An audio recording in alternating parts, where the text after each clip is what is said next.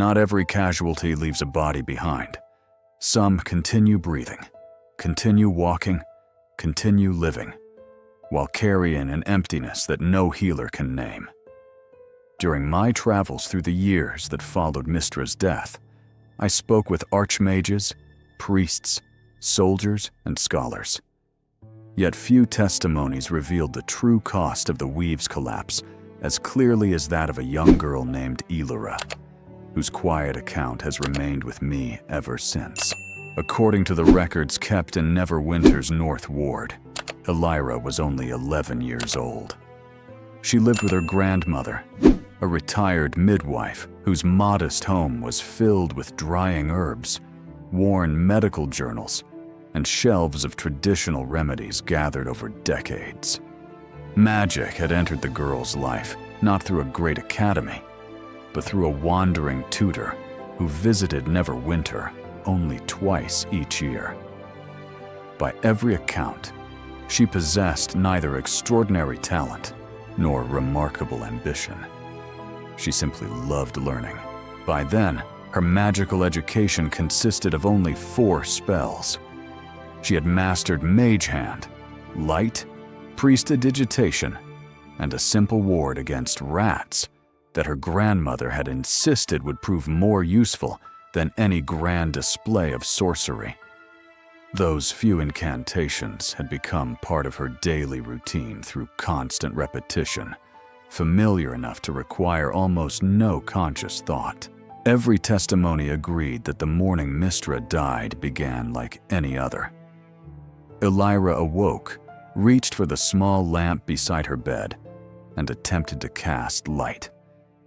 What happened next differed from every ordinary magical failure described by experienced spellcasters. Later, when I questioned her, she struggled to explain that the spell had not resisted her concentration or slipped from imperfect execution.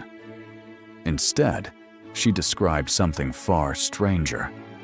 The spell itself no longer seemed reachable, as though the place within her mind, where it had always existed, had suddenly become inaccessible. Sitting beside her grandmother's kitchen table with untouched tea, slowly growing cold between her hands, Elira searched carefully for words that could describe an experience no child should have needed to understand. She insisted she still remembered every syllable, every gesture, and every sensation associated with the spell. Yet whenever she reached toward that familiar certainty, she encountered only absence. The comparison she finally settled upon was unforgettable. It felt like returning to a beloved bookshelf, knowing exactly where a treasured volume belonged, only to discover that the shelf itself had vanished. The remaining spells disappeared in exactly the same fashion. Mage Hand answered nothing. Prestidigitation produced no spark of recognition. Even the modest protective ward her grandmother valued simply refused to exist in any meaningful sense. They had not faded gradually through neglect, nor had she forgotten them. According to every description she offered, they had ceased to be accessible despite remaining perfectly remembered. As our conversation continued, Elira introduced a distinction that I would hear echoed in different words by countless other survivors. She believed the spells themselves had never truly left her. What had vanished was the way to reach them. The knowledge remained intact, preserved in memory with remarkable clarity, while every path leading toward that knowledge had somehow collapsed. I found myself returning to that image repeatedly in my notes. Elira had not lost magic, as one loses a misplaced key. She had lost it, as one loses a bridge swept away by floodwaters. The destination still stood untouched on the opposite shore. Only the crossing had disappeared. Before ending the interview, I asked how she felt toward what had happened. She considered the question with the unusual patience I have often seen in children forced into adulthood too early. When she finally answered, her words surprised me. According to my notes, anger never entered her description. Instead, she spoke of loneliness. The spells, she explained as best she could, had always felt like quiet companions, whose presence she never doubted until the day they stopped answering. Her answer helped illuminate a pattern that had appeared throughout my research. Veteran mages undoubtedly suffered devastating losses, yet most possessed decades of accumulated discipline, alternative methods of study, and philosophical frameworks that allowed them to endure the catastrophe. Younger apprentices faced something altogether different. To them, magic had never been merely a collection of techniques.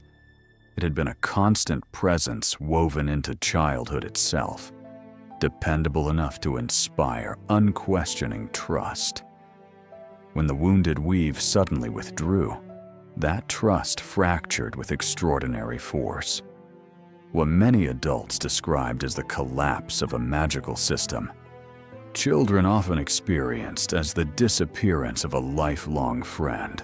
Before I departed, Elira asked whether I wished to witness something she had continued attempting every evening since the catastrophe.